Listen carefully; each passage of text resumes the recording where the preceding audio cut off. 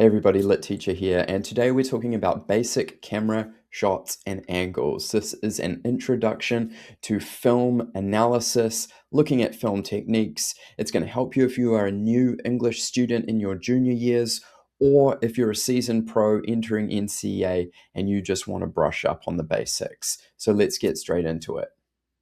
First up, wide shot.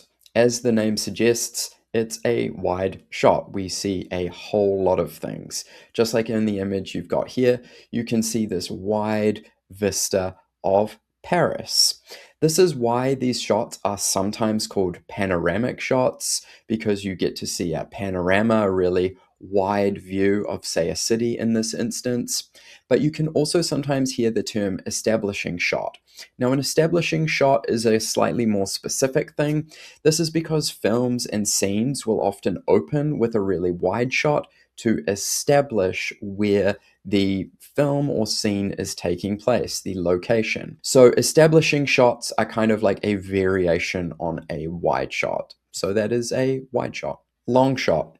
We're a little bit closer than a wide shot, but we're still a kind of decent distance away. We're still a fairly long way away. So what are the things that we can start to see in a long shot? Well, we might be able to see human figures a little bit more easily, but we still have that really nice view of the location. So like in this instance from the film Titanic, we can see the Leonardo DiCaprio and Kate Winslet figures in the middle of the frame. This is why a long shot is particularly good for action sequences, and you'll often see them used for things like car chases or battle scenes, so that we can see a decent amount of action and still see a whole lot of the location itself as well. So that is a long shot. Full shot. Okay, it kind of looks a bit like a long shot, but there's a bit of nuance here. The reason we call this a full shot is because it essentially captures the full human figure from the top of your head to your feet. As we can see in this image, we've got Thor and Captain America, and we can see their whole body, but we're a little bit closer than we might be with a long shot. Again, really good for action sequences, but a little bit better at maybe capturing things like facial expressions, because we're starting to get close enough to the subject now that we can see, whether they're happy, sad, mad, etc. So that is a full shot. Okay, we're getting closer now with what we would call a medium shot, sometimes called a mid shot. Doesn't really matter which one you use, they just mean the same thing. As the name suggests, again, we call this a medium or mid shot because you're essentially getting half of the human figure, typically from the waist up in this instance. It's for this reason that medium shots, mid shots were used traditionally in television, where you want to get a little bit closer to an actor or actress in order to see not only their body language, but some of their facial expressions. So this is why they're really good for conversation scenes as well. So that is a medium or mid shot. Even better for conversation scenes and capturing facial expressions is your classic close-up. This is where we're getting really close to the subject, in this case the actor Will Smith. But also remember that a close-up doesn't need to be of a person, it can be of an object or thing as well. Like we might get, for instance, a close-up of somebody's hand as they're going to steal somebody's wallet, things like that. So what's good about a close-up is we can really see facial expressions. We can really pick up on a character, how they're feeling, but also on the actor's performance as well. And close-ups are typically used in really dramatic moments in a film in order to kind of capture that raw human emotion. So that is a close-up. Now, even closer than a close-up is an extreme close-up. And this is where we're getting really, really close. This is all about picking up on detail. So in this image of Harry Potter, we can see that it is closer than the close-up of Will Smith that we saw previously. In fact, it is so close that we can start to see the reflection of Dumbledore in Harry's glasses. Now, this is significant because if we were dialed back to a close-up or wider again with a medium shot, we would not pick up that specific detail. So an extreme close-up is all about the director really trying to narrow our attention onto something very specific.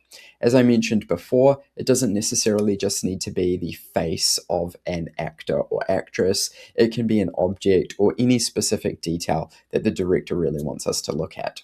Extreme close-up. Okay, now I'm going to move into talking about camera angles.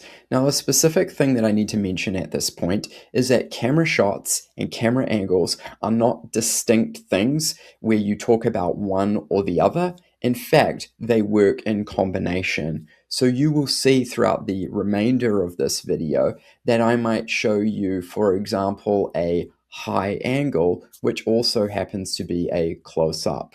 This is because camera shots where the film is framed work in combination with camera angles, which are all about the position of the camera in relation to the subject. So let's get into talking about camera angles. So our first angle is what's called an overhead, or perhaps better known as a bird's eye view. Now, this is a really specific type of angle where we are directly above something and we're looking straight down on it. Now, as I mentioned in the previous slide, remember how camera shots and angles work in combination. So what we've got here is an overhead angle in combination with a wide shot. And this is taken from the film Slumdog Millionaire. And what's really good about it is that it establishes the setting of the slums, and the overhead or bird's eye view angle shows us that the slums are very maze-like, and it really helps to establish that setting. We're also distanced from it, looking down upon it, almost as if we've got a kind of God's eye view as well. So this is why an overhead or bird's eye view angle, which is not typically used in film, can be very effective for specific moments to establish specific things. Right. Now we move into a high angle. The reason it's called a high angle, a good way to remember this, is just because the camera is high up, looking down onto the subject. In this case, Matilda from the really famous movie of the same name. Now, what is really good about a high angle is that it can make a character in this instance, look very vulnerable. And that's exactly what it's doing here by making Matilda look small and rather weak. This is why a high angle is often used to establish power dynamics between characters, and this will be contrasted with a low angle, which I'll show you an example of very shortly. So here is the low angle. In fact, it is the reverse shot from the film Matilda. We get Matilda's view looking up at the judge. So what is interesting about the low angle is it does the reverse. It makes the judge in this instance look powerful, as though she is towering over Matilda. So it's really good for establishing those power dynamics, as I've already mentioned. So keep an eye out for high angle, low angle combinations to establish power dynamics between characters. It's probably how they're most commonly used. So in between a high angle and a low angle is just an eye level angle. This is a fairly neutral shot where the camera is at the same level as the subject that it is looking at. We have this angle taken from the film Get Out. Now, what is really good about this is that it can position you right at the level of the character, make you feel like you are right there with them, as it does in this instance, but it can also be used in a very neutral manner so that you're not establishing necessarily those power dynamics that I spoke about with the high angle, low angle combination. So this is an eye level angle. Fairly uncommon is what is called an undershot. Now, an undershot, ironically, is an angle. I know it has the word shot in it, but it is a camera angle technically. And this is where the camera is directly underneath the subject that it is looking at. So it is almost the opposite of the overhead or bird's eye view angle. Instead of being up looking down, we're directly underneath looking up. As we see in this example taken from the film by Stanley Kubrick, The Shining, this is a very unsettling angle. It doesn't look right, it doesn't look natural, and it makes the character, played in this instance by Jack Nicholson, look incredibly frightening, unnatural, and very, very powerful. So keep an eye out for these kinds of angles. We don't often see them, but when we do see them, they're typically used for a precise reason to establish something like the unnatural power of a character, as it does in this instance. Now, one more particularly unnerving or unsettling angle is what we call a Dutch angle. And a Dutch angle is when the camera is not level, it has been tilted to a certain point that everything just looks off.